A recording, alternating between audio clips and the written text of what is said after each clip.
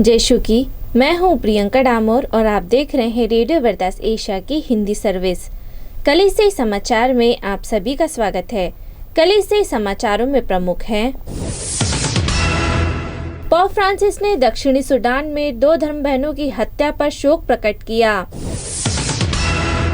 Pope Francis ने कोविड-19 टीकाकरण पर जोर दिया। हेती के लिए प्रार्थना और सहायता की मांग। तालिबान को फायदा, पाकिस्तानी चर्च के अधिकारियों की चिंता। काबुल के डॉक्टर की अपील, कृपया लोगों को अफगानिस्तान से निकालने में मदद करें। श्रीलंकाई कार्डिनल ने सरकार की ईस्टर हमले की जांच पर विरोध का आह्वान किया।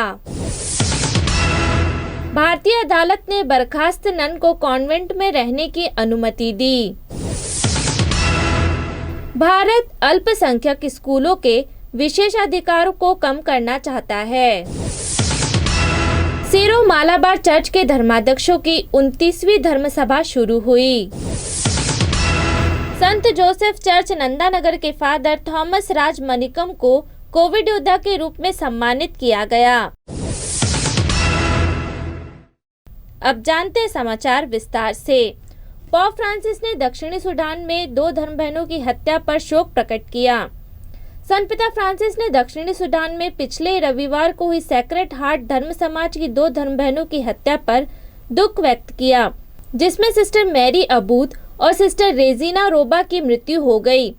वाटिकन राज्य सचिव कार्डिनल पिएत्रो पारोलिन ने संत पिता की ओर से प्रेषित एक तार संदेश में इस हिंसा के शिकार धर्म बहनों के परिवार एवं धर्म समाजी समुदाय के प्रति हार्दिक संवेदना व्यक्त की। दक्षिणी सूडान की राजधानी जूबा और युगांडा की सीमा पर निमूले से जोड़ने वाली सड़क पर घात लगाकर किए गए हमले में 2 धर्म बहनों की मौत हो गई। धर्म बहनों एवं विश्वासियों के साथ तोरित धर्म प्रांत में लोआपल्ली की स्थापना की शतवर्षीय जयंती मनाने के बाद जूबा लौट रही थी। वे बस यात्रा कर रही थी जिस पर कुछ हथियारबंद लोगों ने हमला कर दिया। स्थानीय सूत्रों ने बताया कि हमले में सिस्टर मैरी, सिस्टर रेजिना और 3 अन्य लोग मारे गए हैं। पोप फ्रांसिस ने कोविड-19 टीकाकरण पर जोर दिया।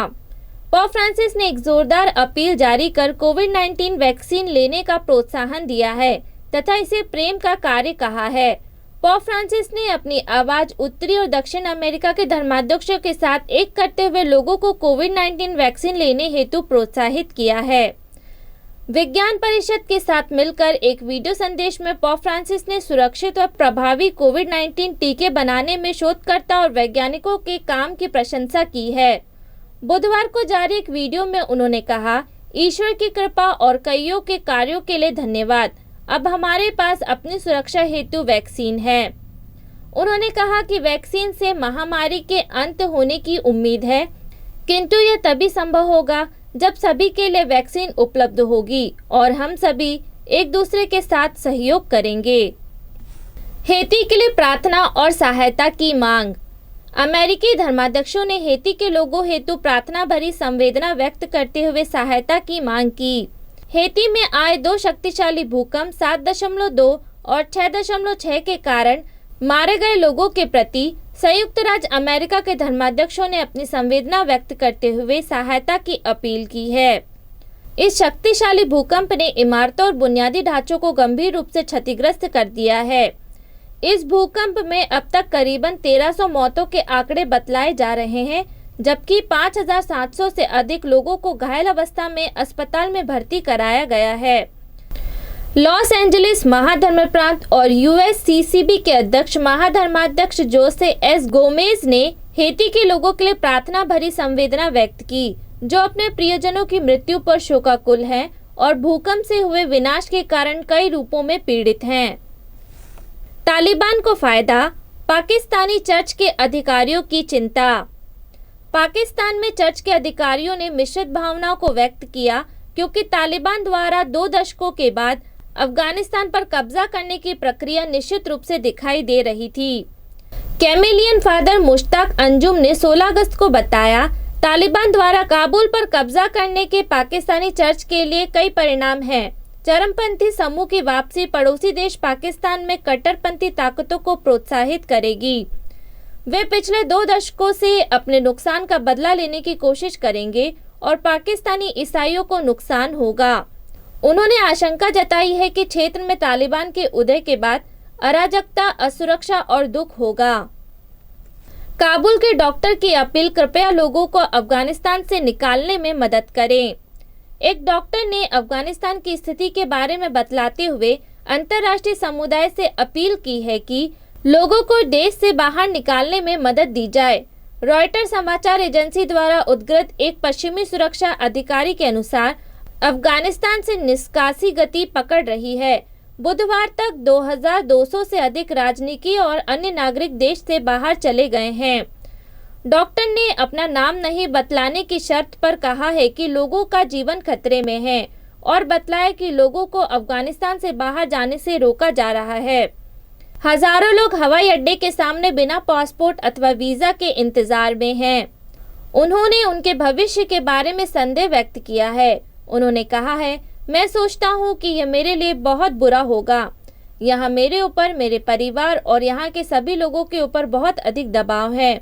उनकी उम्मीद है कि वे अफगानिस्तान से भाग पाएं तथा उन्होंने अपने साथियों से मदद मांगी है। श्रीलंकाई कार्डिनल ने सरकार की ईस्टर हमले की जांच पर विरोध का आह्वान किया। कोलंबो के मेलकम कार्डिनल रंजीत ने लोगों से 21 अगस्त को प्रदर्शन करने का आह्वान किया है, जिसे उन्होंने 2019 ईस्टर संडे बम विस्फोट पर प्रकाश डालने में सरकार की विफलता के रूप में वर्णित किया है। कार्डिनल ने कोलंबो में 13 अगस्त को मीडिया ब्रीफिंग में कहा, 21 अगस्त को अपने घरों, स्थानों और बाजार स्थलों के सामने मौन विरोध के एक मजबूत प्रतीक के रूप में एक काला झंडा उठाएं। उन्होंने कहा कि वह हमलों के लिए जिम्मेदार लोगों के खिलाफ अधिकारियों द्वारा वर्तमान में की जा रही कानूनी कार्रवाई से संतुष्ट नहीं हैं। अप्रैल 2019 में ईस्टर रविवार को 3 चर्चों, 4 होटलों और एक आवासीय परिसर में समन्वित आत्मघाती बम विस्फोट में 260 से अधिक लोग मारे गए और 500 से अधिक घायल हो गए। कई बम विस्फोट पवित्र मिस्सा और अन्य धार्मिक सेवाओं के दौरान हुए। भारतीय अदालत ने बर्खास्त नन को कॉन्वेंट में रहने की अनुमति दी। भारत के केरल राज्य की एक अदालत ने एक बर्खास्त कैथोलिक नन को एक कॉन्वेंट में रहने की अनुमति दी है, जब तक कि उसकी मंडली से उसकी बर्खास्तगी और उसे कॉन्वेंट से बेदखल करने के प्रयास पर एक मामला पूरा नहीं हो जाता। लूसी कलापुरा ने फैसला सुनाने के बाद 13 अगस्त को बताया, मैं बहुत खुश हूँ कि अदालत ने मुझे मुकदमे के पूरा होने तक कॉन्वेंट में बने रहने के लिए कहा है। मेरे पास कॉन्वेंट के अलावा जाने के लिए कोई जगह नहीं है, क्योंकि मैं 4 दशकों तक मंडली के साथ रही। अब मैं अपने जीवन के अंतिम पड़ाव पर कहाँ जाऊंगी।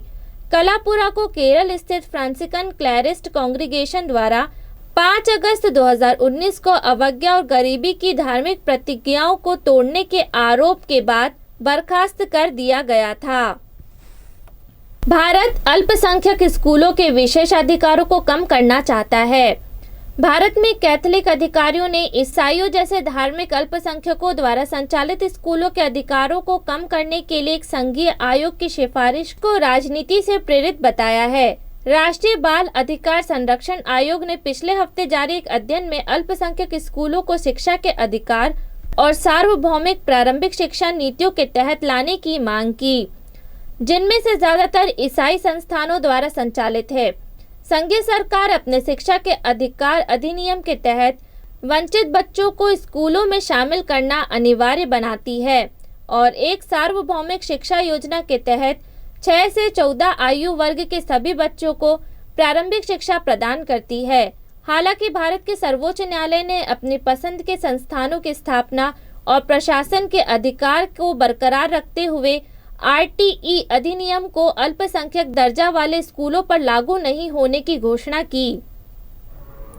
सीरो मालाबार चर्च के धर्माध्यक्षों की 29वीं धर्मसभा शुरू हुई। सीरो मालाबार चर्च के धर्माध्यक्षों की 29वीं धर्मसभा 16 अगस्त को केरल के कोची स्थित मुख्यालय में शुरू हुई। चर्च के प्रमुख आर्चबिशप कार्डिनल जॉर्ज अलनचेरी के नेतृत्व में धर्मसभा के विचार विमर्श कोरोना वायरस महामारी के कारण ऑनलाइन आयोजित किए जा रहे हैं।